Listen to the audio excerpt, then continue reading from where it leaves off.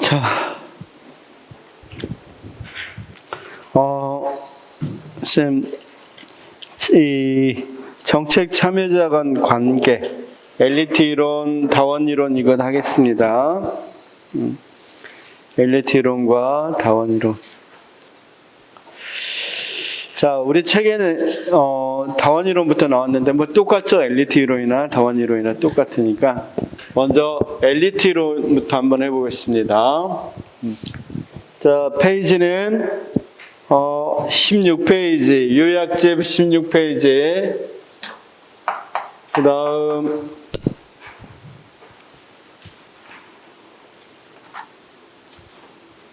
우리 책은 235페이지. 쌤, 엘리트 이론.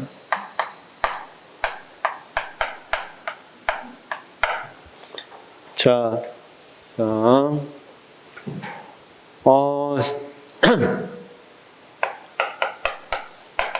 정책학에서, 정책학에서 기초 이론이 있었고, 그 다음 두 번째는 정책 의제 설정이 있었죠. 그렇죠?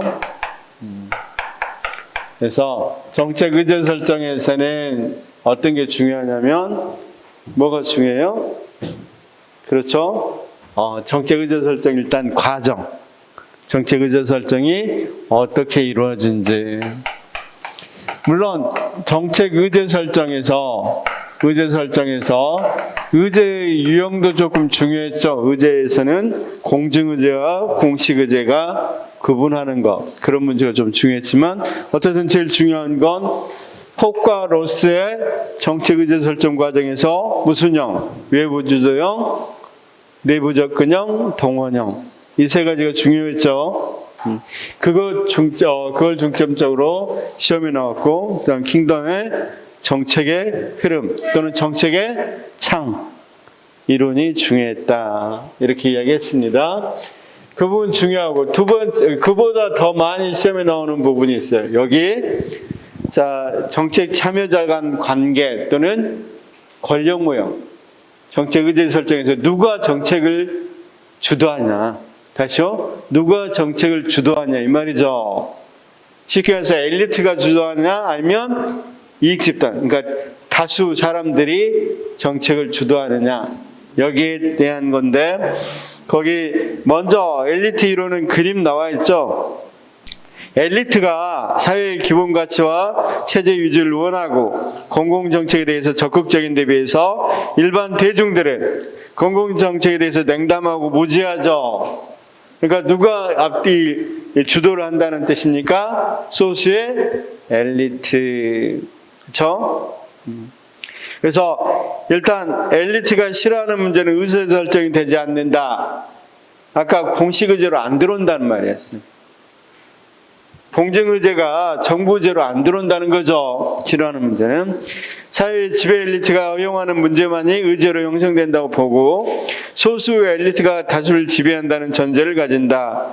2017년 국회 8급 문제에서 이게 기출로 나왔고, 엘리트 이론의 관점, 다음 엘리트 이론의 전개 과정, 고전적 엘리트 이론이 있고 1950년대 미국의 이론이 있고, 그 다음 신 엘리트 이론이 있는 거죠. 물론 시험에는 제일 많이 나오는 게 신 엘리트 이론입니다. 고전 엘리트 이론부터 하나하나 할 건데, 선생님 좀 완벽하게 이해를 하게 되면 문제를 나왔을 때 잘 풀 수 있으니까 배경 설명을 조금 해보겠습니다. 거기 고전 엘리트 이론은 어떻게 해서 나왔느냐? 미첼스의 과도적 철칙, 오스카의 지배계급론, 파레토의 엘리트 순환론, 그쵸?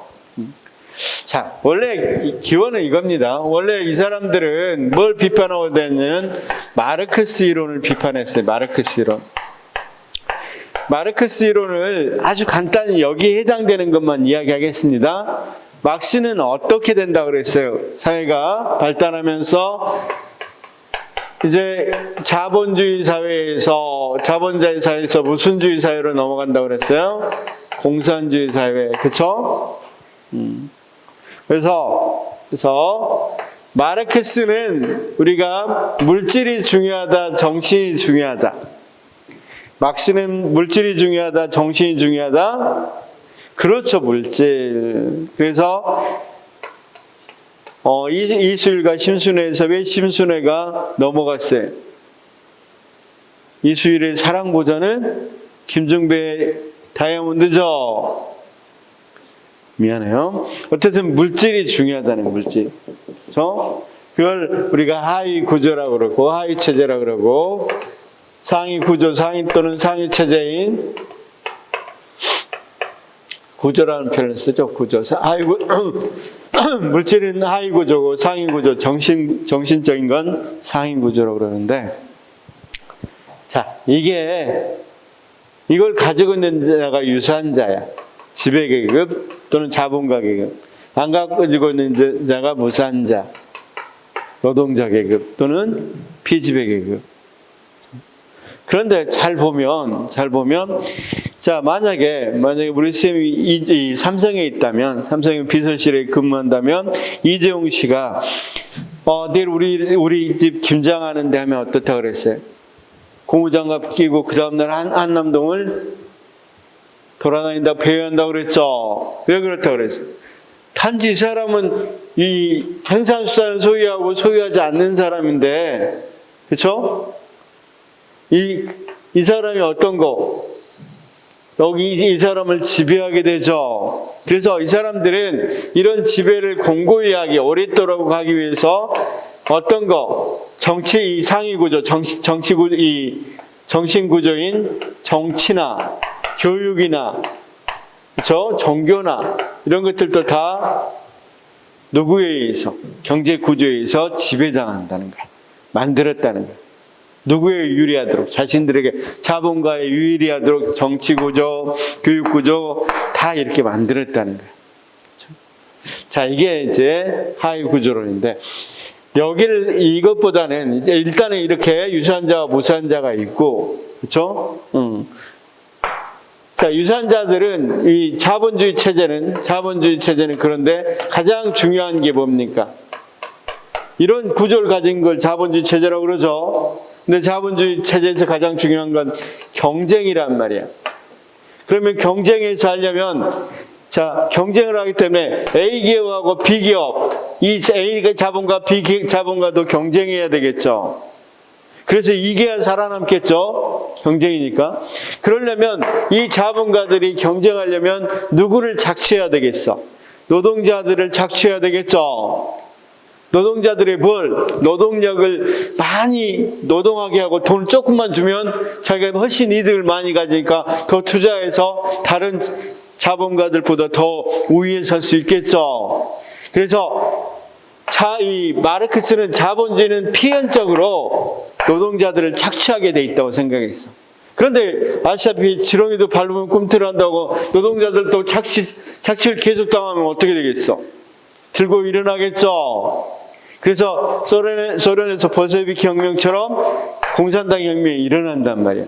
공산당 혁명이 일어나면 이들은 가장 싫어하는 게 뭐겠어? 이렇게 자본주의 구조처럼 생산수단을 소유한 사람, 소유하지 않는 사람들이 있는 체제가 제일 싫겠죠. 그래서 이걸 없애버린다는 거야. 공산당 혁명이 일어나서. 그럼 누구나 다 유산자, 무산자 없고 누구나 공동 소유한다는 거예요. 공동 생산, 공동 분배가 이루어진다는 게 공산주의. 그래서 공산주의가 된다고 이야기한단 말이야. 여기 비판부터 시작해. 자, 여기 미첼스나 모스카나 파레토는 그런 사회 안 나와. 안 돼. 그렇죠? 왜냐면 자, 그래서 미첼스가 어떻게 했냐면, 그러면 봐봐. 우리가 이 미첼스가 가장 민주적인 조직이라고, 독일에서 가장 민주적인 조직이라고 생각하는 사회주의 연맹, 그러니까 그때 정당인데 사회주의 정당에 가봤으면 가장 누구에 맞게 해야 되겠어? 왁스 이론에 가장 맞게 누구나 거기 조직원들이 똑같은 권한을 갖고 있어야 되겠죠. 가봤더니 거기도 몇 사람 소수에서 결정되더라. 우리 가장 좌쪽에 있는 정당이 무슨 정당일까요? 가장 좌쪽에 정의당이라고 할까요? 정의당 가봐도 역시 몇몇에서 결정되지 모든 사람에 의해서 한 명 한 명에서 결정이 안 되더라. 그래서 주장하면서 모든 조직은 아무리 뭘 이야기한다 하더라도 몇 사람들이 다스릴 수밖에 없는 거기 과두제의 철칙이다 이렇게 이야기한단 말이에요. 과두제. 그래서 이게 소수에 의한 지배라는 거야. 소수에 의한 지배가 있을 수밖에 없다. 그래서 과두제 소수는 엘리트라고 표현되는 거죠. 이해됐어요, 여기까지? 그 다음, 거기 모스카라는 사람은 왜 이 엘리트를 이야기했냐면, 자, 선생님 봐봐. 집단화가 소수가 집단화하는 것이 더 쉽습니까? 아니면 다수가 집단화하는 능력이 더 쉽습니까? 소수가 집단화하는 것이 훨씬 더 강력하겠죠. 그래서 항상 모든 사회에는 소수가 집단화하는 능력이 뛰어나기 때문에 소수가 뭐 할 수밖에 없다? 집권할 수밖에 없다는 거야. 그렇죠? 이게 모스카가 이야기한 지배계급. 그런데 지배계급은 소수고 소수의 이런 집단화하는 능력이 뛰어나서 소수가 항상 집단화할 수 있고 단 밑에 있는 것처럼 파레토는 이런 소수가 집단화하는데 이게 순환한다. 어쩔 때는 A란 소수가 어쩔 때는 B란 소수가 이렇게 집권한다. 조직을 지배한다. 이렇게 이야기한단 말이에요. 그래서 무슨 이야기인지 알았죠? 거기서 시험에 제일 많이 나오는 것은 거기 과두제의 철칙. 이게 제일 많이 나와요. 과두제의 철칙. 자, 과두제는 뭘 말한다? 소수에 의한 지배를 말합니다. 자, 그런데 이제 여기가 왜 나왔는지를 알았습니다. 고전적 엘리트 이론은. 자, 고전 엘리트 이론. 그런데 거기 있는 자, 미국의 이제 이 이론들은 검증은 안 받았어. 그래서 미국으로 이게 건너가서 미국에서는 이걸 검증해 보려고 하는데 밀즈의 지휘접근법하고 밑에는 밀즈가 아니라 헌터인데 헌터의 명성접근법이라는 거 한단 말이에요. 그렇죠? 그래서 자 밑에를 이렇게 바꿉시다. 헌터하고 뭘로? 헌터의 명성접근법으로. 실제로 이들이 자 밀즈는 미국 전 지역을 연구해 보니까 몇 사람 소수 즉 높은 지에 있는 사람 엘리트들이 이 지배하는데 보니까 거기 있는 거 군산 복합체라고 그래서 자 군산 복합체 군대나 산업계 이런 몇몇이 지도체제를 구성하더라. 그래서 지배하고 있더라. 이렇게 이야기합니다. 군산 복합체. 그러자 헌터는 어느 지역? 애틀랜타 지역에서 했어요. 애틀랜타 지역에서 명성이 어떤 사람이 높은지 조사하고 그 사람들을 조사해 보니까 거의 어떤 사람들이다. 기업가, 금융가, 상업 분야의 CEO, 즉 주로 기업 엘리트들이 지배하고 있더라. 여기 소수 엘리트가 지배하고 있다고 그랬는데 주로 기업 엘리트. 소수 중에서도 특히 기업 엘리트들이 경제적인 기업 엘리트들이 지배하고 있더라. 이렇게 이야기합니다. 구체적인 방법은 거기 비교표에 나와 있죠. 자, 여기까지 일단 쌤이 대강 알겠죠? 자, 발달에는 고전적 세 사람. 그 다음, 자, 1950년대 미국. 그쵸? 누구와 누구? 밀즈하고 헌터. 그쵸? 그 다음 이제 1970년대 뭐가 있습니까? 바라시와 바흐라흐의 무사결정이론. 이건 시험에 굉장히 많이 나오죠. 무사결정이론. 그렇죠?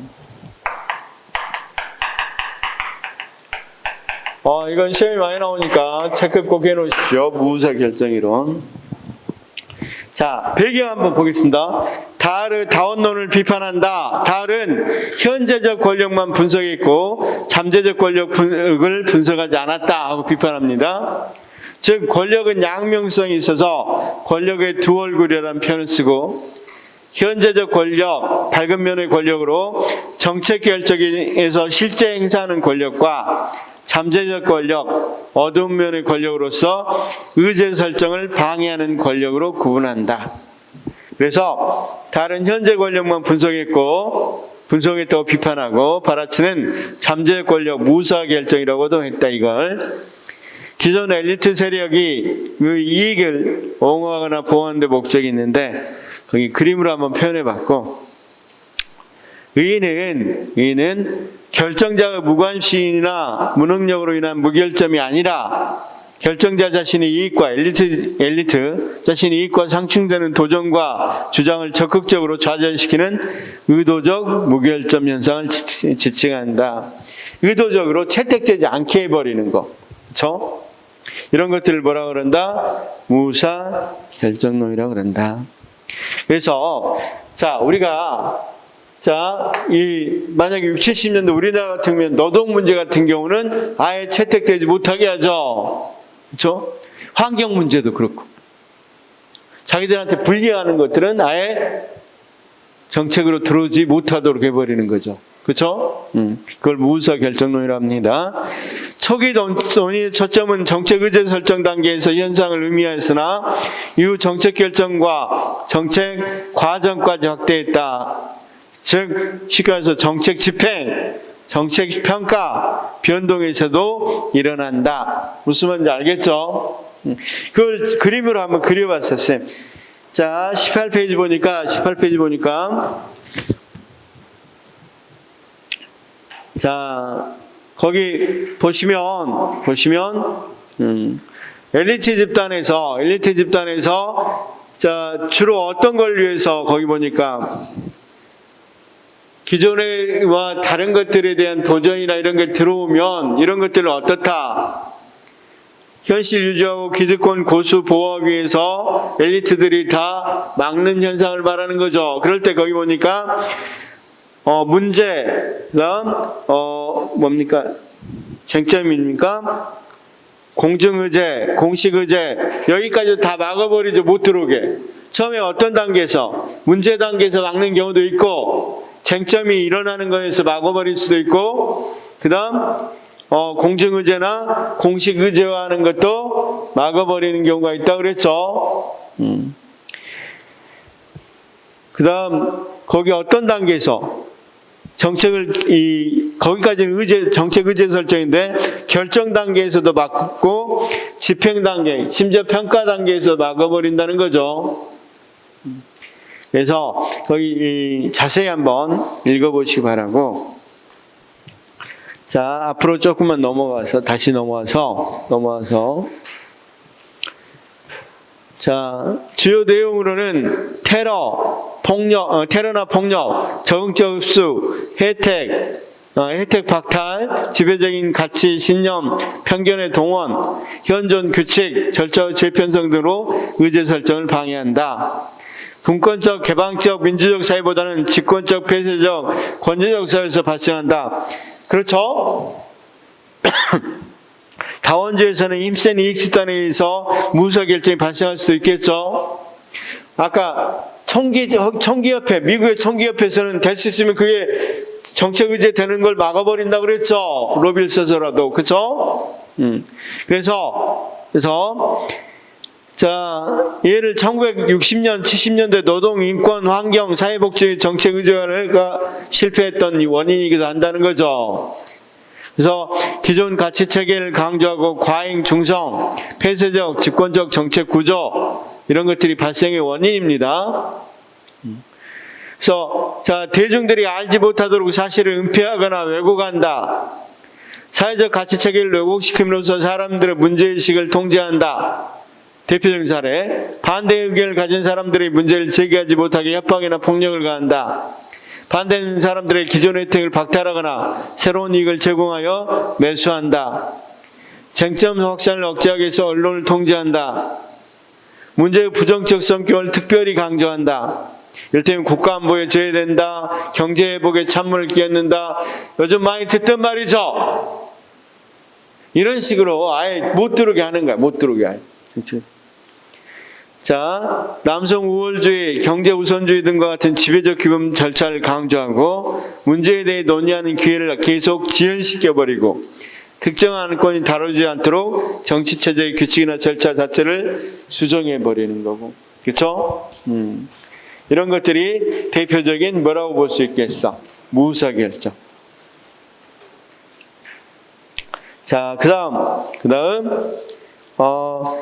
이제 다이의 엘리트론이 있는데, 이건 그냥 최근에 엘리트, 미국에서 다이의 엘리트론이라는 게 이 주장입니다. 다이라는 사람이 주장인데, 미국의 공공정책은 다른 나라와 마찬가지로 통치 엘리트들이 가치 선호를 반영한다. 공공정책이 국민의 요구를 반영하고 있다는 주장은 민주주의 실제라기보다는 신화에 불과하다. 그렇죠? 그러니까 미국도 역시 핵심은 뭐한다? 엘리트론이다.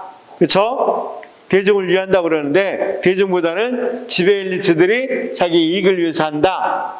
이게 핵심이다. 엘리트론의 줄거리입니다. 자, 거기 이제 엘리트 모형과 합리 모형 또는 점쟁 모형 이렇게 놔뒀는데 조금 더 이건 설명을 해드리겠습니다. 자, 한번 물어볼게요. 엘리트 이론에 입각하면 나중에 정책 결정은 어떤 정책 결정이 이루어질 것 같아? 자, 한번 물어볼게요. 합리적 정책 결정이 이루어질 것 같아? 보수적 정책 결정이 이루어질 것 같아? 기득권을 유지하는 정책이 이루어지겠죠. 그렇죠? 그러니까 굉장히 보수적이고 기득권 유지 정책이 이루어질 수밖에 없어요. 그렇죠? 이건 엘리트 모형과 합리 모형 나중에 한번 더 설명하겠습니다. 여기서는 시험에는 아직 안 나왔으니까. 그다음 다원주의 모형은 말 그대로 아까 앞에 그림 볼까요? 앞에 그림 엘리트 이론 보면 누가 엘리트들이 다 깨어있고 대중들은 공공정책에 대해서 냉담하고 무지하다고 그랬죠. 이 그림이 거꾸로 되어 있으면 돼. 쉽게 해서 엘리트는 어차피 소수일 수밖에 없으니까 이 그림이 있고 여기에 이 그림이 있다면 이제는 이런 화살표겠죠. 이들의 주장들이 누구에게 반영돼서 엘리트에 반영돼서 정책이 이루어진다 이렇게 이야기한단 말이에요. 그래서 자, 이 다원주의에서는 공통 주장이 뭡니까? 정책 과정은 이익 집단의 경쟁이나 타협 결과의 산출물이다. 다원주의 정책 과정은 이익 집단 국민의 선거, 투표로 선호를 표출하면 정치에서 정책 결정이 일어나고 행정에서는 정책 집행이 일어나고 선거 투표로 평가하고 새로운 정책이 결정된다. 결국은 그럼 누가 정책을 결정한다? 대중들, 다수가. 그렇죠? 또는 이익 집단. 사회 행위자가 의제 설정을 주도하며 고통받는 누구 문제도 의제 설정될 수 있다. 사회중심 접근법이라고 하고, 이걸 사회중심 접근법이라고 합니다. 플러스 선택적 의제 설정은 우연이다. 즉, 이게 무슨 말이냐면, 어떤 정책 결정이 나오는 것은 엘리트가 의지를 갖고 한 게 아니라, 여기 같이 우연에서 또는 이 무작위, 의제 설정 무작위, 랜덤하게 일어난다 이거예요. 개인 아니라 이익 집단이 정책 의제 설정에 상당한 영향력을 행사한다. 정부는 선거 결과를 수동적으로 정책과 입법한다. 결국은 그러면 선거 결과는 이익 집단의 갈등과 타협의 결과라는 거야. 정부는 소극적 행위자, 즉 풍향계 또는 중립자로서 정부, 중립 국가기관으로 본다. 다원주의 발달 과정은 집단 과정론, 그다음 다원주의론, 그다음 신다원주의론. 그렇죠? 집단 과정론부터 한번 이야기해 보면, 이 집단 과정론 또는 다원주의는 자유민주주의하고 굉장히 닮아 있습니다. 자유주의에 기반을 둔다고 생각하면 돼. 자유주의. 자, 우리가 애담스의 자유주의는 뭐라고 그랬어요? 자유주의는 무엇에 의해서 시장이 자율적으로 결정된다? 무엇에 의해서? 수요와 공급, 즉 가격에 의해서 시장이 결정되니까 국가가 개입하지 마라, 이런 식이었죠. 그러면 이 집단 과정론은 뭐냐면 마치 무엇과 같이 자율적인 가격이라는 것이 만약에 많이 수요자가 많으면 가격이 올라가고 공급이 많이 오면 가격이 떨어지고, 그렇죠? 이런 식으로 자율적으로 결정이 일어난다, 이렇게 이야기했단 말이에요. 그거 똑같이 집단 과정론자들은 무엇에 의해서 잠재 집단이나 중복 회원이라는 것에 의해서 이 가격을 이렇게 표현해. 잠재 집단이나 이 사람들은 이거 똑같은 게, 이 똑같은 역할을 하는 게 중복 회원이라는 게 있어서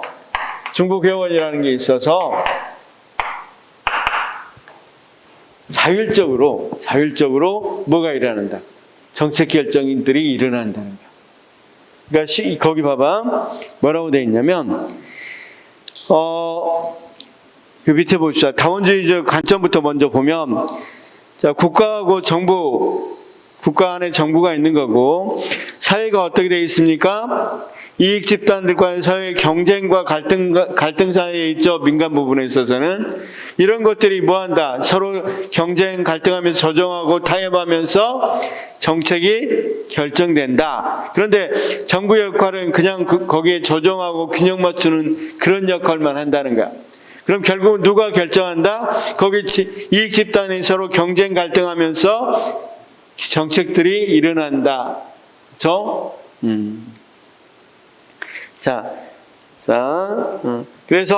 그래서 자기들끼리 경쟁하고 갈등하면서 정책이 일어난다는 거고, 벤틀리와 트루만의 이익 집단론, 고전적 다원주의인데, 고전적 자원주의라고 해요. 이익 집단들이 갈등, 타협, 특정 문제가 의제 설정에 의해서 대등 없이 균형적 의제 설정이 이루어진다.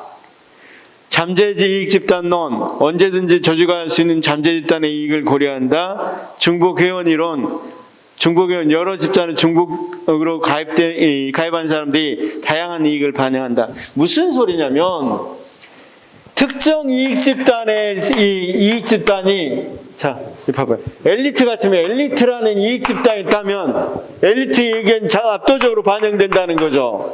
그런데 그게 아니라, 다원주의는 그런 게 아니라 서로 간에 뭐가 이루어진다. 여기 같이 견제 또는 경쟁, 갈등 이러면서 서로 간에 자율적으로 규제가 된다. 아까 가격이 이게 높으면 떨어지고, 수요가 높으면 가격이 올라가고, 공급이 많아지면 가격이 떨어진 것이 자율적으로 일어나죠. 그런 것처럼 잠재 집단, 자, 어떤 집단이 만약에 잠재 집단은 지금은 형성이 안 돼 있지만 나중에 뭐가 된다? 어떤 일이 터지면 형성될 수 있는 집단을 뭐라고 그런다? 잠재 집단이라고 이야기한다. 그렇죠? 자, 생각을 해봅시다. 정년을 연장하자. 정년을 연장하면 청년들 취업이 더 어렵겠네. 근데 지금 청년들은 어떻게 집단화가 되어 있지는 않지만, 이게 터지게 이제 연장한다고 이야기하면 뭐한다? 이들이 모이겠죠. 그리고 전국 청년연합회 이렇게 해가면서 이거 반대다. 너무 일방적으로 65세, 70세까지 연장하자. 이건 반대한다. 이렇게 나온다. 이거 무슨 말인지 알겠죠? 그러면 일방적으로 60대 이제 뭐 하려고? 은퇴를 낳던 5, 60대들이 주장을 했던 것들이 서서히 이 집단에 의해서 뭐가 되겠어? 이게 또 현재 집단이 생겨버리니까. 그리고 또 나중에 이런 생각할 수 있겠죠. 내가 이 결정하면 이런 집단이 생기거나 나도 이런 집단이 될 수 있다고 생각할 수 있겠어, 없겠어? 이런 것 때문에 한쪽이 과도하게 주장을 할 수 없다는 거야. 말 그대로 이 가격이 올라가면, 가격이 너무 수요가 올라가면 이제 안 살 거 아니야. 그럼 수요가 살려는 사람이 떨어질 거고, 당연히 가격이 올라갔으니까 여기서 공급은 많이 하려고 할 거 아니야. 그러면 가격이 떨어져서 균형을 이루듯이 잠재 집단도 아주 중요한 이론이야. 이 두 이론 다. 한쪽이 너무 많이 주장을 하면 다른 쪽이 집단화되거나, 또는 내가 그 집단이 될 수도 있겠죠. 그래서 어느 정도 뭐 한다? 다시 균형을 맞아간다. 그래서 골고루 이익들이 반영된다는 거예요. 핵심은. 골고루 이익들이 반영된다. 무슨 말인지 아시겠죠? 그 다음 중보개원이라는 건, 자, A에도 들어가 있고, B에도 들어가 있고, 그쵸? 나는 뭐 어떤 거다. 이를테면, 내가 청년이지만 또 아버지 모임에도 있어. 아들에 대한, 청년 아들에 대한 아버지 모임도 있으면, 여기도 돼 있고, 여기도 돼 있으면 어떻게 되겠어? 이런 것들이 굉장히 어떤 데는 쉽게 가까이 이렇게 중복 집단에 들어가 있으니까 한 집단의 이 우월적인 정책을 할 수 있겠다, 없겠다? 할 수 없다는 거야. 무슨 말씀이지만 이해만 해요.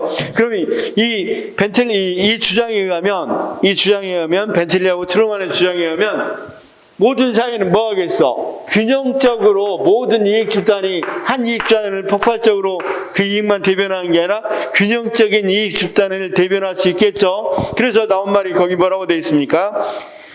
자, 거기 이익 집단들이 갈등 타협을 하고 특정 문제가 의제 설정에서 제동 없이 균형적 의제 설정이 이루어진다. 이 말이 무슨 말인지 알겠죠? 자, 그 다음, 그런데 이제 이건 이제 소소한 건데, 아니, 벤틀리와 트루먼, 여기는 같은 다원론자들끼리 비판입니다. 이건 선생님 알아둘 필요는 없어. 크게 알아둘 필요는 없는데, 벤틀리와 트루먼이 이익 집단 이야기하니까, 이때 트루먼은 이익 집단의 사익만 이야기했는데, 이익 집단이 공익도 추구할 수 있는 거 아니냐? 이렇게 해서 공익 집단론이 대두하기도 합니다. 그런데 여기서 주의해야 될 게, 이들도 다 다원론자예요. 그러니까 이익 집단이 사익만 대변하느냐 아니냐, 공익도 대변하느냐에 따라서 공익 집단론이 나누기는 하지만 둘 다 다원론입니다. 그러니까 별로 중요하지 않아. 쌤, 지문에 한 번 나왔어. 한 번. 공익 집단론은 엘리트 이론 비판했다, 이게 아니야. 그냥 다원론인데 뭘 비판했다? 사익을 추구한다는 걸 비판했다, 이렇게 생각하시면 된다고. 이해됐죠? 혹시 여기까지 좀 이해가 안 되는 게 있어요? 여기까지 이해가 안 되는 부분. 혹시 선생님 이해가 안 된다, 나는. 그런 건 없죠, 지금. 여기까지는 이해는 잘 되죠? 그 다음 이제, 달이라는 사람이 실제로 뭐 해봐, 이제. 달이라는 사람이. 실제로 그런지 뉴헤븐시에 가서 뭐 한다? 연구를 해봐, 뉴헤븐. 그쵸? 자, 한 장 넘겨봐요, 쌤. 뉴헤븐시의 연구를 보니까 미국의 다원주의 사회로 발전하고 있다. 자, 사회는 다양한 분야의 엘리트가 존재하고 그들은 경쟁적 선거에서 승리하기 위해서 대중 요구에 민감하게 반응할 수밖에 없다. 엘리트가 있긴 있는데 이들은 자기 주장도 펼치는 것도 있겠지만 거의 대부분은 대중들 요구에 반영한다. 그럼 결국은 누가 결정한다는 거야? 대중이 결정한다는 거죠. 엘리트가 존재하긴 하지만 정치적 자원이 분산되어 있으므로 정책 영역별로 영향을 행사하는 엘리트들이 각기 다르게 존재한다. 이를테면 정치면 정치, 문화면 문화, 경제면 경제, 엘리트가 다 다르다 이 말이야. 따라서 다양한 엘리트 간 정치적 경쟁이 발생하고 엘리트 집단은 대중의 요구에 민감하게 움직이게 되며 대중의 선호가 최대한 정책에 반영됨을 설명한다. 소수 지배가 엘리트 지배 플러스 다수 참여, 다수 국민의 엘리트 선출. 그래서 국가를 자, 풍향계, 중립자, 브로커, 수동적 심판관. 어떻든, 자, 국가의 자율성을 부정하고 국가는 중립적 입장이다. 이렇게 보는 게 어떤 입장이다? 아까 그림으로도 봤었죠. 국가하고 이렇게 민간하고는 나누어져 있고, 국가는 민간을 뭐 하는 거? 조정하고 균형적으로 조정만 하는 거죠. 그래서 중립적 입장이다. 이거 알아두시면 좋겠습니다. 자, 그 다음 신다원주의는 뭐냐면, 신다원주의는 기본적으로 다원주의를 지지하나, 그러나 달의 이론을 비판하긴 해요. 정부가 소극성을 띈다. 지금 생각을 해요. 일반적으로 생각해요. 정부가 완전히 자기 의지 없이 중립적으로만 생각해서 민간의 이익 집단들이 주장한 것들만 조정 균형해서 정책을 발표합니까? 아니면 자기들의 자율성을 갖고 자기들이 하고자 하는 것도 합니까? 자기들이 하고자 하는 것도 하죠, 정부가. 그쵸? 자, 그런 부분을 이야기한 거고, 자, 엘리트 이론, 무의사결정론, 정부는 기업 집단에 특권을 준다를 일정 부분 수용합니다. 그러나 무의사결정을 비판하는 것은 무의사결정은 검증 실증이 어렵다. 뭘 배제했는지 이런 것들을 검증하기가 어렵다 이거죠. 그렇죠? 자, 소수지배 엘리트, 그 다음 신다원주의 주장, 비례대표제, 대표관료제 등 이런 걸 사용하면, 자, 대표관료제 또는 거기 비례대표제는 어땠어요? 대표관료제만 하더라도 여러 대표관료제는 여러 계층이라든가 또는 여러 인종이라 이런 것들을 대표할 수 있는 사람들을 관료로 보내자는 거죠. 그러면 여러분 다양한 곳의 의견들을 다 반영할 수 있어 없어? 반영할 수 있겠죠. 엘리트가 아니라 그렇게 할 수 있기 때문에 그런 것들을 주장한다 이거죠. 그 다음 국가기구의 분권을 통해서 다원주의를 구현할 수 있다. 국가주의가 분권화되면 여러 의견들을 반영할 수 있겠죠. 그래서 자, 국가기구 직권은 아닙니다. 집단과정론과 다원적 권력론에서의 공통된 주요 특성. 여기서 집단과정론, 다원적 권력론에서 공통된 주요 특성 이런데, 쉽게 말해서 어떤 거, 우리가 일반적으로 어떤 거다? 다원주의의 공통점이다. 이렇게 보시면 되겠죠. 이 공통적인 이야기다. 여기서 보면, 서구 민주체제는 권력이 특정 세력에 집중된 게 아니라 각기 분산된 불공정성을 띠고 있다. 이 말이 뭔 말이냐면, 그래, 영향력은 좀 달라. 그래도 어떻다? 분산돼 있다는 거야. 분산돼 있다. 사회 각종 이익자는 정부 정책 과정에 동등한 접근 기회를 얻고 있으나 이익 집단 간의 영향력 차이가 있다. 이거 꼭 밑줄 쳐놓으십시오. 접근 기회는 동등하게 주어진다. 당연히 이익 집단의 차이는 있는 거죠. 여러분 삼성하고 중소기업 같겠어? 같이 접근하고 그러죠? 이익 집단들 간의 영향 차이는 있지만 잠재 집단에 대한 고려나 중복 가입증을 통해서 전체적으로 균형을 유지하고 있다. 이런 식으로 다원론은 생각한다. 이익 집단 간의 상호 경쟁적이지만 기본적으로는 게임의 규칙을 준수해야 한다는데 합의를 하고 있다. 자, 정책 과정의 주도자는 경쟁하는 이익 집단들이며 정부는 갈등적 이익을 조정하는 중개자 또는 게임 규칙의 준수를 독려하는 심판자적 소임을 주로 한다. 이렇게 이야기하고 있습니다. 쉽게 말해서 이런 거죠. 누가 정책을 결정할까라고 이야기하면 엘리트론자는 소수 엘리트들이 결정한다. 다원주의자들은 엘리트보다는 주로 이익 집단들의 서로 경쟁하고 갈등하면서 정책이 결정되더라. 이익 집단들이 서로 간에 갈등하고. 그러면 다 노동정책을 결정할 때 어떻게 하냐? 그러면 엘리트론자들은 상위 엘리트들이에서 이게 결정된다. 이렇게 이야기한다면 소수 엘리트들이 대통령실이라든가 또는 각 부처 같은 데서 이렇게 이 결정을 한다.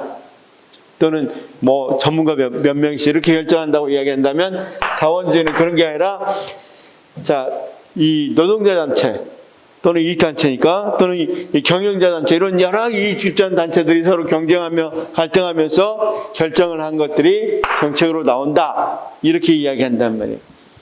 이해됐죠? 그러면 엘리트론에서는 뭘 가장 크게 내세운다. 이 엘리트론에서 검증한 사람은 누구와 누구다? 헌터하고 밀즈라는 사람이다. 밀즈의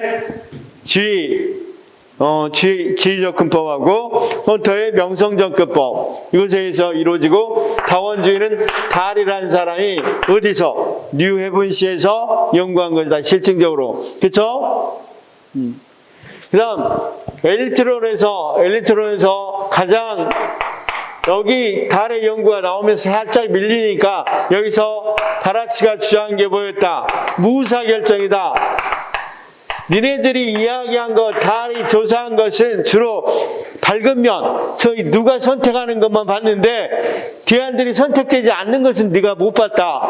대안들이 거의 선택되지 않는, 거의 대부분 대안들은 엘리트들의 이익을 침해했을 땐 거의 선택되지 않더라. 그쵸? 그러니까 너는 한쪽 측면만 본 거야. 이렇게 이야기한단 말이야. 그럼 여기는 당연히 또 어때? 비판을 했어. 야, 니네 그렇게 말하지 마. 이건 검증할 수 없잖아. 뭐가, 어떤 것들이 그렇게 많이 커트됐는지를 어떻게 검증하겠어. 그쵸? 실제로 이렇게 정책으로 나온 건 검증하기 쉽잖아요. 그쵸? 어떻게 해서 나왔다고 검증하기 쉬운데, 정책이 안 됐는데, 정책이 안 된 게 한두 가지야? 수만 가지죠? 그걸 또 어떻게 다 찾아내서 이 무사 결정됐다고 이야기할 수 있겠냐? 이렇게 이야기하는 게 다원주의 주장이란 말이야. 여기까지 이해됐죠? 그쵸? 그러면 결국은 여기는 한마디로 엘리트, 여기는 뭐라고? 다원화된 이익 집단들의 뭐에 따라서? 경쟁과 갈등과 경쟁에 따라서. 그쵸? 여기까지 이해가 안 됐어요? 혹시 안 된 부분?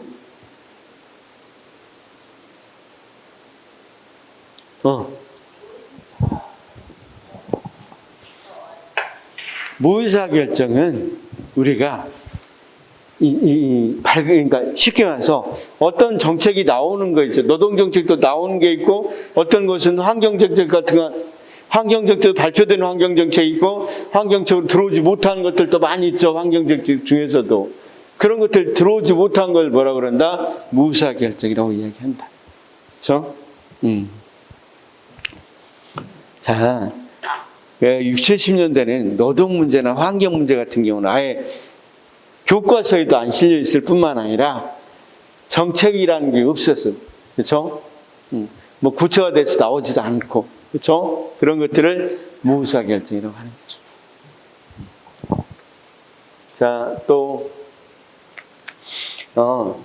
지금 이제 조금 현실적으로 하는 무의사결정 같은 경우 이런 거야.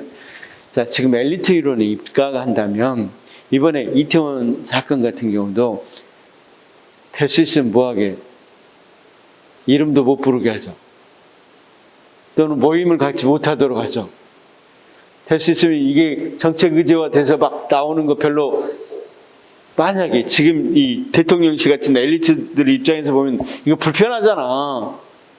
그럼 안 나오게 했으면 좋겠죠. 이거 물론 이건 아니죠. 이런 식으로 커트시켜버려. 아예 밖에 이렇게 세력화하지 못하게 하거나 많이 정책 이슈화하지 못하게.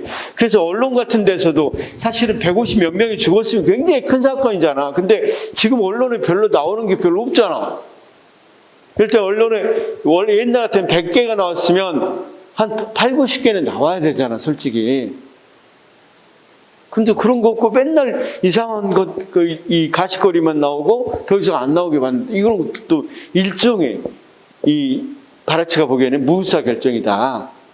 봐라, 그럼 누가 결정하냐? 엘리트가 결정한 거 아니야. 대중들이 못 나오게 했으니까, 이익 집단들이 못 나오게 한 거 아니잖아, 지금.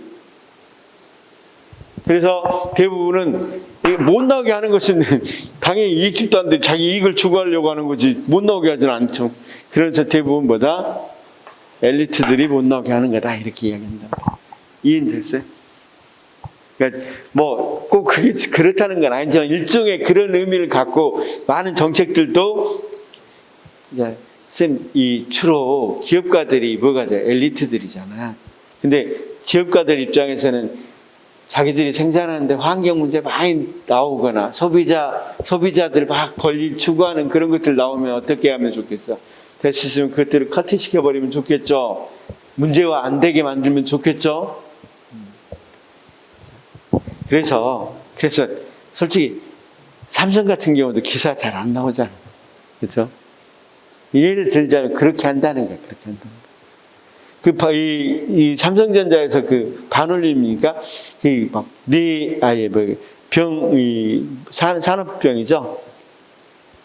오래 근무하게 되면 뭐 병 걸리고 그러잖아. 반올림인가? 반올림이지 뭐. 어쨌든 그런 것들도 일종의 그런 거라고 생각하면 된다 이게. 여기까지 이해가 됐습니다. 그럼 조합주의는 뭐냐? 이제 조합주의는 아주 간단해. 아니 생각을 해봐라. 조합주의는 얼마나 간단한 이야기냐면 다원주의와 기본적으로 다원주의적 시각은 따르긴 한데 니네들 좀 이상하다. 이익 집단들 간에 경쟁을 해? 갈등 경쟁? 그런 것보다는 이익 집단들이 국가가 하는 일에 대해서 국가가 이렇게 중립적인 입장이고 수동적인 입장이 아니라 국가가 좀 주도를 하고 국가가 뭐 하더라? 이익 집단들을 좀 더 이익 집단들과 협력하더라. 자, 우리 한번 볼까요? 우리 봅시다. 이익 집단들 노동자 단체 하면 자, 노총, 한국노총, 민주노총 있어 없어? 한국노총, 민주노총 있죠? 이 산하 기관들이 있어 없어? 금속노조, 무슨 노조 다 있죠? 거기 또 무슨 지부들도 다 있죠? 이렇게 연계되어 있고, 우리나라는 좀 그렇지만, 서구 같은 경우는 이런 국가가 이들에게 특권을 줘요, 특권. 노동자들 대변할 수 있는 특권을 주고, 그들하고 협상을 한단 말이야. 그럼 이들은 여기에다가 어느 정도 지배력을 행사할 수 있고 반강제적으로 어느 정도 가입도 권고하고 그렇죠. 그러니까 쉽게 말해서 이익 집단이 여기서는 뭐 한다? 갈등하고 서로 간에 이 경쟁한다 이렇게 봤다면 여기서는 그런 게 아니라 협력 관계에 있다. 협력 관계. 그다음에 이렇게 유계적으로 이루어져 있다. 이익 집단들도 다 유계를 갖고 또는 복수로 이루어져 있고 이런 식으로 이야기를 한단 말이에요. 대신에 여기 하나 볼까요? 경총도 마찬가지죠. 경총. 경영자 총연맹 연합에서도 밑에 산하기관들도 있죠. 이들이 서로 간에 국가에게 일정한 지위를 받고 협력하죠. 우리가 노사정위원회 같은 경우도 많이 봤었잖아. 그쵸? 이런 게 조합주의야, 조합주의. 조합주의는 그래서 물론 100% 어떤 게 맞다 그런 게 아니라 조합주의는 이익 집단들이 경쟁하거나 갈등하는 게 아니라는 거예요. 거기 읽어볼까요? 조합주의 읽어보겠습니다. 마르크스하고 배보주의는 좀 넘어가겠습니다. 시험이 잘 안 나오니까. 국가와 저직화한 이익 집단들 사이의 견고한 이익 대표 체계를 설명한다. 노사정위원회. 조합주의는 공식 제도권 내 집단 간 합의와 존중을 특징으로 한다. 조합주의는 정부 역할을 강조하고 정부와 이익 집단 간의 상호협력을 중시한다. 이익 집단들을 단일 또는 강제적, 비경쟁 및 계층적 서열화로 봐봐요. 어느 정도 단일화 시켜놓고 뭐합니까? 계층적으로 서열화 시켜놨죠, 이익 집단들이. 그죠? 그 다음, 비경쟁. 지금 이들끼리 경쟁합니까? 이들끼리 잘 경쟁 안 하잖아. 그쵸? 그 다음, 계층적 서열화. 우리가, 거의 대부분 노조 가입이 어느 정도 강제되죠? 선생님들이 전국 공무원 노조 공무원 되면 가입되죠? 전공로 가입되잖아, 자연스럽게. 그런 식으로 또 가입 안 되면 어느 정도, 가입을 어느 정도 강요하는, 가입 안 하면 혜택 못 받으니까. 자, 그래서 저주가한다. 저주가된 이 집단의 독점적 이익 대표권을 부여하면서 국가는 이런 단체들하고 하나하나 다 하는 게 아니라 그냥 이럴 때 한국노총 이런 식으로 대표하고 하죠. 그들에게 특권을 주는 거죠. 대표할 특권을. 자, 독점적 이익 대표권을 부여하면서 합의된 정부 정책의 집행자로서의 역할도 부여한다. 이익 집단은 사적 이익 정부라고도 한다. 최근에 이 신조합주의로는 국가와 다구적 기업과의 긴밀한 연계도 설명한다. 그래서 조합주의 관점은 아까 이익 집단들이 아까 다원론 봐봐. 갈등하고 경쟁했다면 여기서는 뭐 한다? 상호 협력이죠. 그 다음 아까 정부하고 이익 집단들이 분리되어 있었죠. 그림상으로. 근데 여기는 어떻게 돼 있어? 서로 연계되어 있어. 그래서 이익 집단이 국가에 통합된 것으로 인식되고 국가가 적극적이고 주도적으로 사회 문제에 개입한다. 민간 문제에 대한 정부 적극적 개입. 그렇죠? 이런 걸 조금 확대하면 쓰면 거버넌스하고도 이제 서서히 뭐 어떤 의미인지 좀 알겠죠? 이것과 연관돼서 이야기될 수 있겠고. 그 다음 국가조합주의하고 사회조합주의는 이런 거야. 우리나라 거기 뭐라고 돼 있어? 제3세계 및 후진 자본주의에서는 이익 대표 체제로서 국가 주도 경제 개발 과정에서 국가의 이익 집단에 대한 통제를 위해서 활용을 많이 했다. 사실 우리나라 같은 경우도 이런 쪽에 더 가깝죠. 우리나라 그 전에 우리 한번 생각해. 지금 막 민주노총이라는 아주 강력한 단체가 있기 전에 한국노총은 굉장히 정부의 협조적이에요. 그래서 한국노총 위원장 하면 여당의 국회의원 많이 했어요. 여당의 국회의원.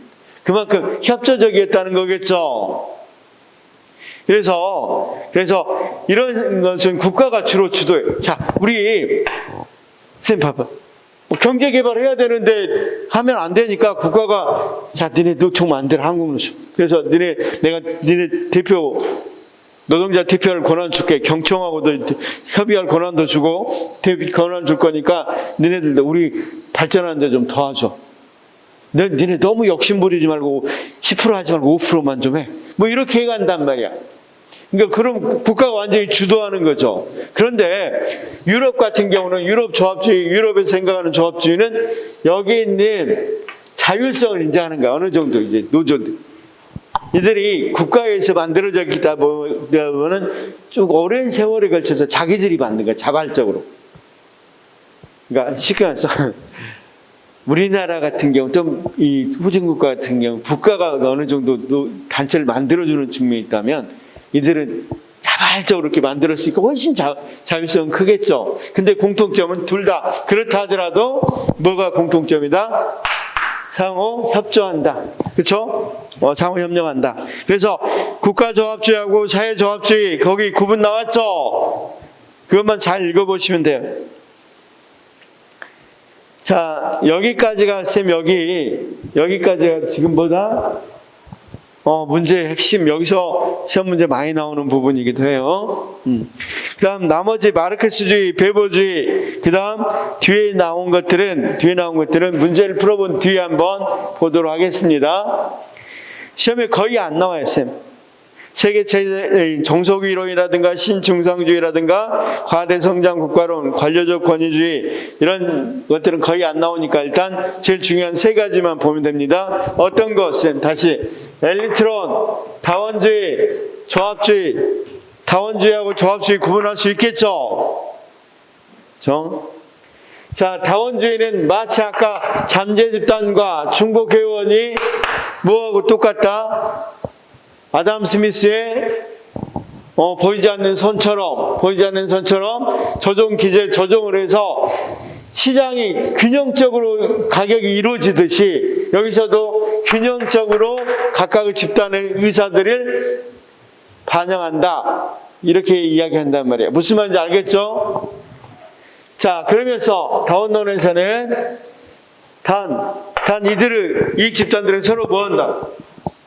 서로 갈등하고 경쟁한다. 근데 여기서는 뭔 소리? 이익집단은 서로 간에 조직을 만들고 이렇게 유계를 만들고 강제적으로 어느 정도로 가입하게 한 뒤에 비경쟁적이고 경쟁 안 하고, 그렇죠? 이런 서로 유계를 만든 뒤에 국가하고 뭐 한다?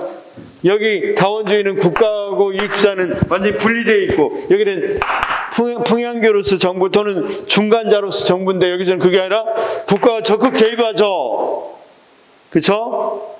상호우전한다. 이런 차이를 알고 있으면 문제 푸는데 전혀 그 정도로만 기본적으로 알고 있으면 문제 푸는데 굉장히 쉬워요. 자, 쌤, 이 기본은 정확히 알겠죠? 무슨 말인지는. 혹시 여기 질문이 있어요? 질문? 그 다음 문제 풀고 나머지 이야기해 드리겠습니다. 나머지는 거의 자, 2페이지 보면, 2페이지.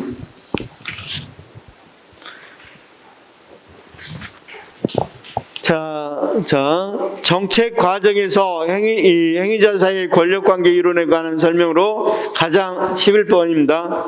가장 옳지 않는 거. 쌤 빨리 풀어봐. 11번. 빨리 풀어보시면.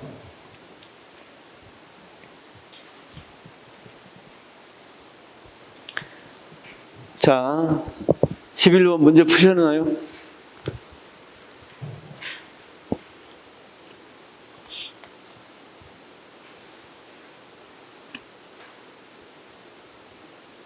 자, 1번 같이 한번 해봅시다. 헌터는 지역사회 연구를 통해 응집력과 동료의식이 강하고 협력적인 정치 엘리트들이, 헌터 하면 명성접근법이죠. 그리고 어디라고 그랬어? 헌터가 연구한 곳이 어디였어요, 쌤?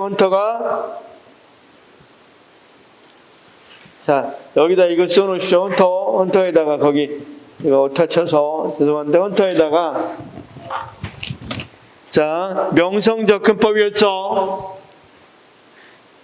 애틀란타시였죠. 그래서 누구 중심으로? 기업 엘리트 중심이라고 그랬죠. 아까 기업가, 그다음 금융가, 그다음 상업에서의 CEO 이랬으니까 전부 다 엘리트들이요. 뭐와 관련? 경제와 관련된 엘리트, 기업 엘리트들이죠. 그러면서 담배 연기가 자욱한 방에서 정책이 결정되더라. 자기들끼리 모여서. 그래서 담배 연기가 자욱한 방, 이것도 어디에서 많이 쓰는, 헌터에서 많이 나오는 말입니다. 어떻든 여기서 틀린 이유는 뭡니까? 1번이 틀린 이유는 정치 엘리트가 아니라 기업 엘리트. 2번은 무사결정론은 권력을 가진 집단은 자신들에게 불리하거나 바람직하지 않다고 생각하는 특정 이슈들이 정부 내에서 논의되지 못하도록 봉쇄한다고 설명한다. 맞죠? 다원론을 전개한 다른 뉴헤븐시를 대상으로 한 연구에서 정책 결정을 담당하는 엘리트가 분야별로 다른 형태를 보인다고 맞죠? 옳지 않는 거 고르는 거구나. 그럼 1번이 옳지 않고. 4번 신다원론은 집단 간 경쟁의 중요성은 여전히 인정하면서 집단 간 대체적 동등성의 개념을 수정하여 특정 집단이 다른 집단보다 더 강력할 수 있다는 점을 인정한다고 그랬죠. 12번 무사결정에 대한 설명을 옳지 않는 것. 빨리 읽어봅시다.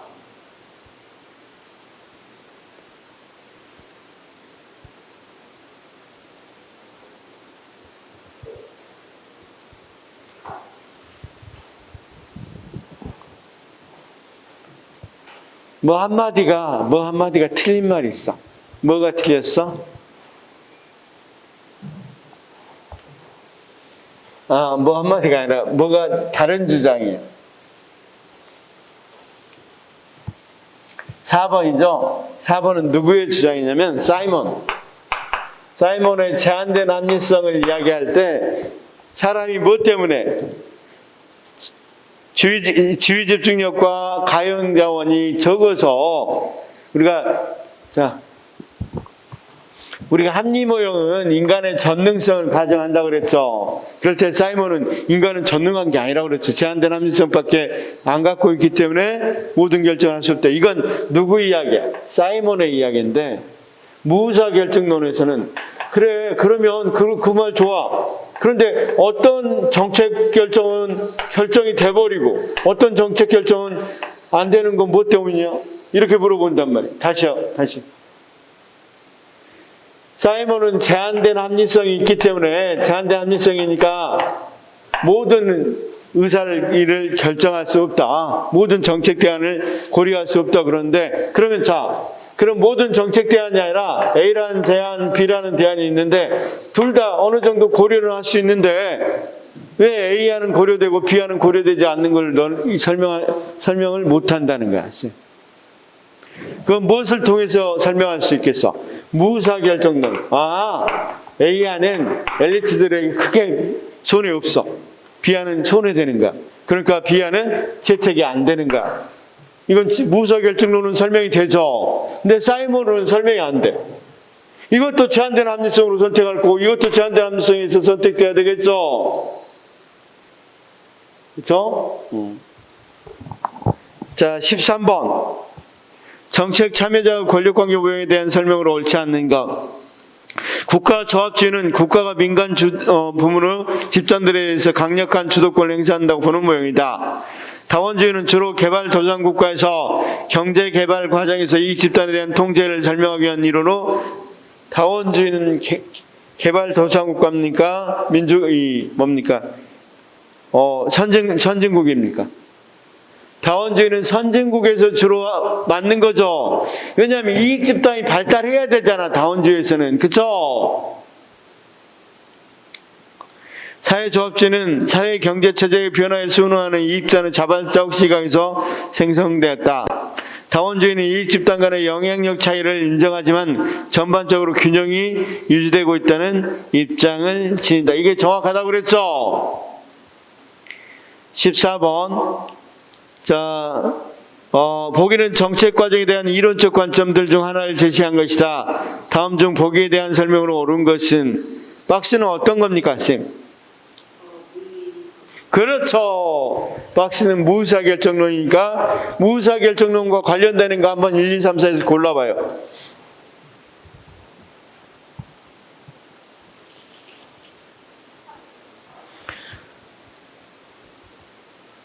자, 무사결정론. 자, 1번. 정책은 많은 이익 또는 경쟁적 타입의 산물이다. 이건 다원주의 이야기고, 연구의 초점이 정부 공식적 기구와 제도에 맞춰져 있고 이익 집단과 언론기관 같은 비공식 조직은 연구소, 이건 안 맞죠? 아까 언론기관에서도 배제한다고 그랬죠?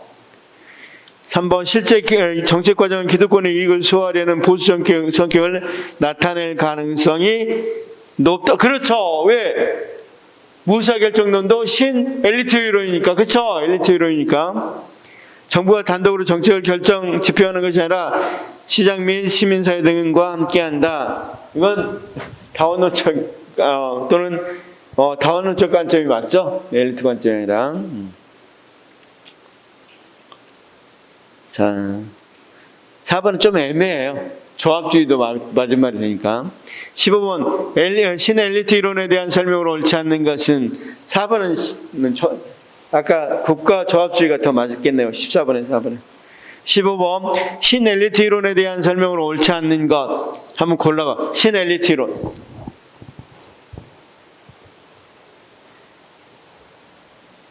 쌤, 다 몇 번?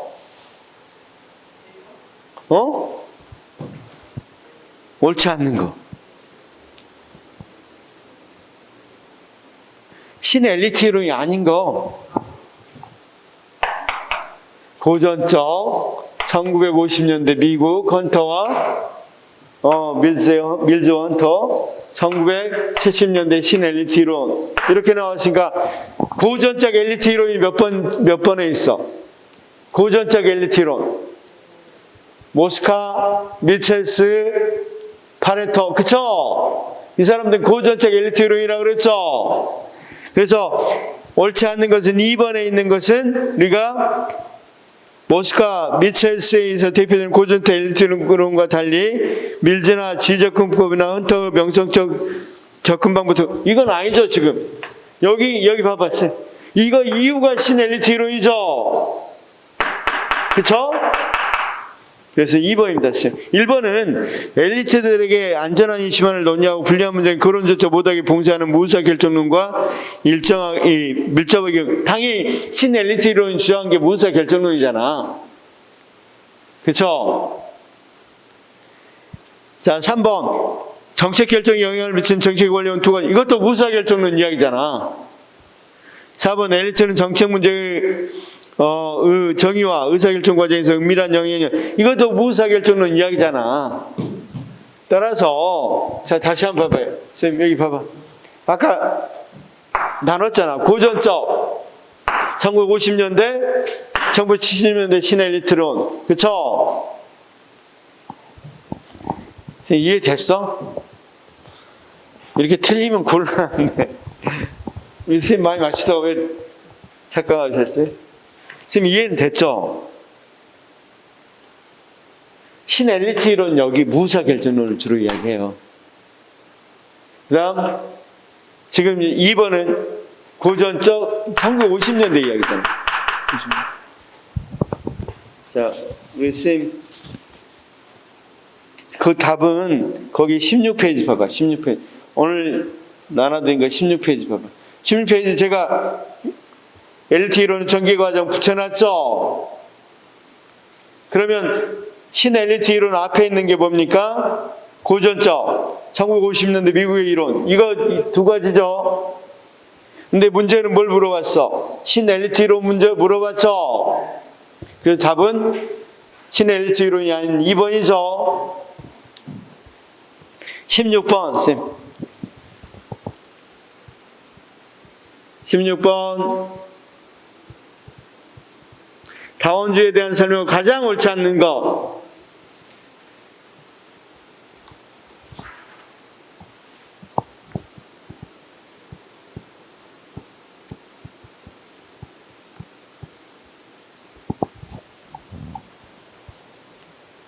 가장 옳지 않는 거. 이거 맞춰줘야지 이제. 1번 정책은 다양한 세력들 분산되어 있다. 권력은. 소수에 집중되어 있다. 엘리트 이론 뭡니까? 다양한 세력들 분산되어 있다. 다원주의. 옳지 않는 거. 이거 다시 해야 될 것 같아. 자, 우리 쌤 옳지 않는 거. 편하게.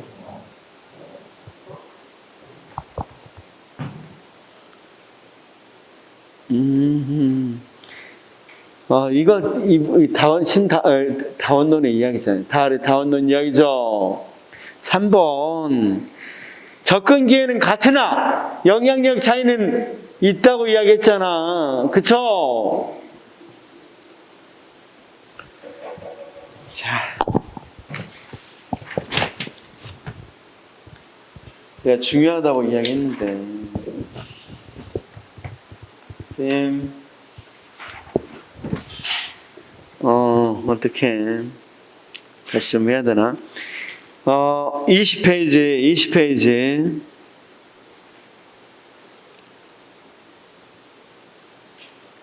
자, 20페이지 보면 거기 다원적 권력론, 집단 과정론 이런 제가 이야기했죠. 이건 다원주의 공통점이라고.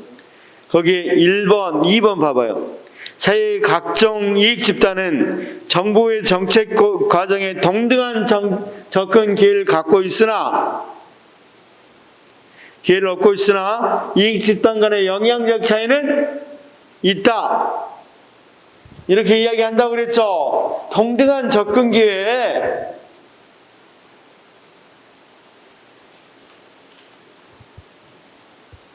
(17번) 조합주의.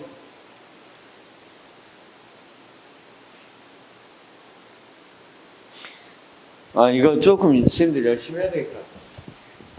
다음 주도 이것과 관련된 문제 10개 가져다 풉시다. 이 부분 왜 이해를 잘 못하지? 조합주의. 자, 쌤 이거 맞아요? 이익집단은 단일성, 강제성, 비경쟁성. 맞죠? 각 구성 단위는 제한된 범위 내에서 개서적인 유산, 아까 한국노총, 금속노조, 개서적인, 맞죠? 개서적이라는 건 계층제라는 뜻이고, 그 다음 각 구성 단위는 지도자의 선출과 요구 병행에 있어 국가 통제를 수용하는 대가로 해당 범위 내에서 이익 대표권을 독점한다. 아까 한국노총이 이익 대표권 독점한다 이거 이야기했었죠. 정부의 역할은 개인과 집단의 이익을 중립적인 입장에서 조정하는 건 뭐라 그랬어? 자원주의. 여기서는 적극 개입한다고 그랬잖아. 조합주의에서는 적극 개입. 이 자원주의에서는 중립적 입장, 정부 입장이, 그쵸? 그래서 몇 번? 4번이 답이라니까, 4번. 21페이지하고 그림까지 그려드렸는데, 21페이지하고 19페이지 그림 봐봐. 국가하고 이익집단 관계 한번 봐봐. 국가하고 이익집단은 완전히 구분되어 있다고 그랬어. 그러니까 완전히 중립적 입장에서 보겠죠. 19페이지 자원주의. 그 다음 21페이지 조합주의 봐봐.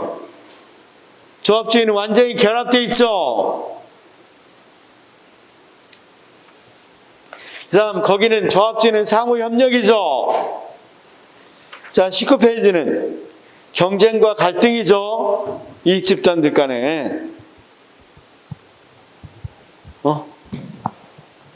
또 모르겠어?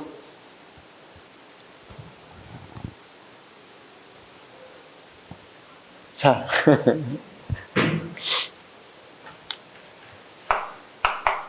LT이론, 자원주의, 조합주의 세 가지가 시험에 잘 나온다. 거의 시험에는 세 가지가 다 나온다고 생각하면 된다. LT이론은 누구에서 결정된다? LT에서 결정된다. 그런데 자 처음에는 고전적 LT이론은 미체스, 그 다음 모스카, 그 다음 파레토 이런 사람들이다. 근데 이걸 증명하려고 1950년대 미국에서 밀즈하고 헌터가 있는데, 밀즈는 G 접근법을 썼고 헌터는 명성 접근법을 썼다. 헌터의 명성 접근법은 애틀랜타 시에서 조사를 해봤는데, 이 담배 연기 자욱한 방에서 기업 엘리트들이 주로 애틀랜타 시의 많은 정책들을 결정하더라. 이걸 증명을 했어요. 검증을 했어. 그리고 나서 순서를 이야기하면 이제 좋습니다. 여기 신엘리트 이론이 나오는데, 신엘리트 이론은 특히 여기 이제 달이 뉴헤븐시에서 연구한 것을 비판하면서 네가 연구한 것은 DAHL 달 네가 연구한 것은 어떤 정책이 이루어졌는가만 연구한 거지 어떤 정책이 커트됐는가는 연구되지 않았다. 100개의 정책이 있다면 10개의 정책이 채택될 거고 90개의 정책은 커트됐겠죠. 그러면 여기만 네가 봐서 다양한 엘리트들이 다양한 엘리트니까 다중이 돼버리잖아. 다원이 되잖아. 엘리트들이 기업, 경제, 사회, 문화, 종교 다 엘리트들이 다 다르고, 그런 다양한 엘리트들이 결정했다는 것은, 그리고 이런 엘리트들이 결정할 때도 거기 있는 목사가 결정하더라도 거기 있는 교원들의 이야기들을 반영하지 않을 수가 없었고, 그래서 결국은 이런 사람들이 결정하더라 이렇게 이야기하니까 네가 본 건 10가지고 정책으로 결정되지 않았던, 정책이 결정 못되게 한 90가지 너는 안 봤었다. 이게 바로 무사 결정이고, 이거 못되게 하는 사람들은 다 누구다? 엘리트가 그런 거니까. 엘리트가 잘 되게 하는 것도 엘리트의 힘이지만 못되게 하는 것도 엘리트의 힘이니까, 여기서 네가 일부 그럴 수 있겠지만 거의 대부분은 엘리트는 여기서 더 힘을 발휘한다. 그래서 무사 결정이라는 것을 이야기한다. 여기서 알겠죠? 그럼 이 사람들 결론은 그래서 엘리트가 결정을 한다. 그렇더니 다원주의는 뭐라고 그래? 아니, 다원주의는 처음부터 고전적 다원주의는 잠재 집단 또는 이중회원 이중회원 같은 경우가 있기 때문에 마치 우리가 보이지 않는 손이, 가격이 보이지 않는 손에서 시장이 가격을 잘 조율해서 균형점을 찾아 놓듯이, 이들이 집단회원과 중복회원들 때문에, 중복회원과 잠재 집단이 있기 때문에 이들이 뭐한다?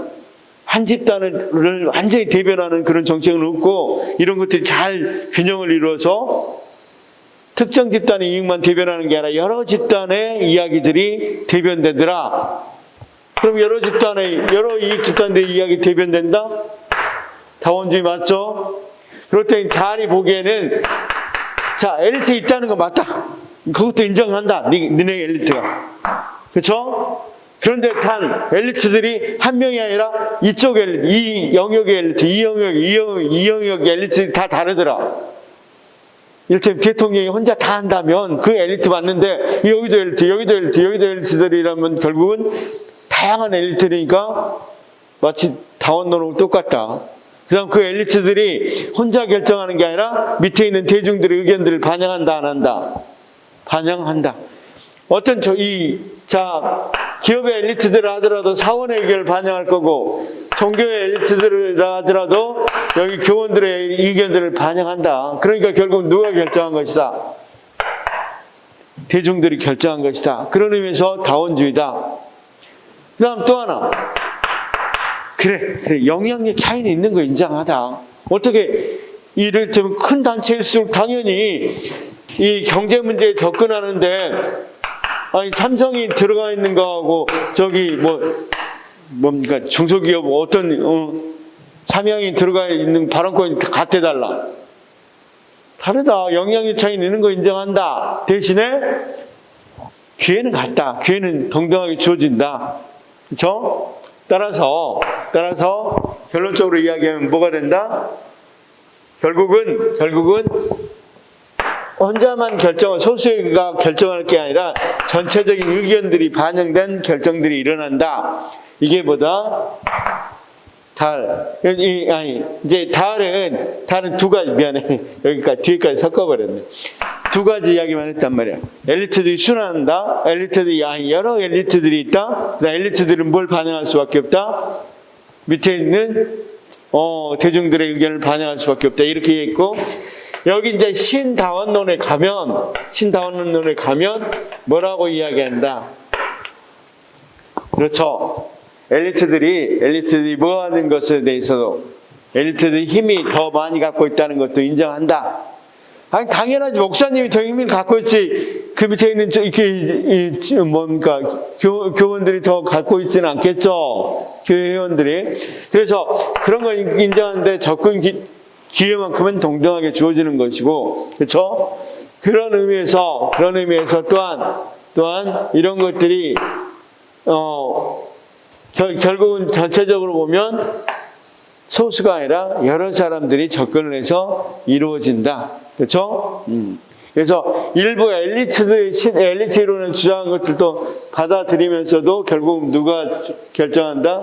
이익 집단들이 서로 경쟁하면서 결정이 이루어진다. 이렇게 이야기한단 말이에요. 그랬더니 조합주의는 무슨 경쟁? 그렇죠? 여기서는 국가는 뭐 한다? 국가는 중립적인 입장이야. 정체 이익 집단들이 경쟁하고 갈등해서 결정한 걸 균형만 맞춰서 정책으로 만든다. 이렇게 했단 말이야. 어떤 적극적인 게 아니라, 여기서는 국가는 적극적으로 이 사람들을, 이익 집단들을 뭐 한다? 포섭하고, 이익 집단들을 이게 뭐 한다? 너 대표권 줄 거니까 네가 뭐 한다? 계층, 그러니까 유계적으로 있고 계절적으로 있으며 이익 집단들이 전부 다 서로 간에 경쟁하는 게 아니라 서로 간에 뭐 하더라? 비경쟁 상태에 많이 있고 유계적으로 있더라. 자, 지금 노동자들도 서로 경쟁하는 노동자들 많이 있겠어, 없겠어? 경쟁할 수도 있겠잖아. 대체제 같으면 경쟁을 할 거 아니야. 그쵸? 쉽게 해서. 물하고 콜라 만드는데, 그거 경쟁할 수도 있는 거잖아. 그런데 우리 그런 노조들 경쟁해요? 안 하잖아. 이 지금 같은 경우 봐봐. 이게 화물 나르는 데하고 실제로 이 건설하는 데하고는 서로 경쟁일 수도 있겠잖아. 돈을 누가 더 받으려고 막 경쟁할 수도 있겠지만 건설노조, 화물노조 경쟁합니까? 여기서는 그런 걸 경쟁해서 결정된다는데 그렇지 않더라. 여기에 조합주의는 서로 협력하고 이렇게 유계적으로 돼 있어서 대부분은 결정 위에서 많이 결정이 이렇게 이루어지더라. 단 국가 조합주의는 국가가 주도적으로 이런 행위를 하는 거고, 사회 조합주의는 주로 서구에서 발달한 자연 발생적으로 발달해서 이렇게 유계적으로 온 그래서 어떤 거 이익 집단들의 자발성이 훨씬 더 높다 이 말이야. 여기까지 이해됐어요? 네, 뭐가 어려울까? 문제가 어려웠나? 그러면 조금 쉬었다가 OX 문제 다시 한번 연습합시다.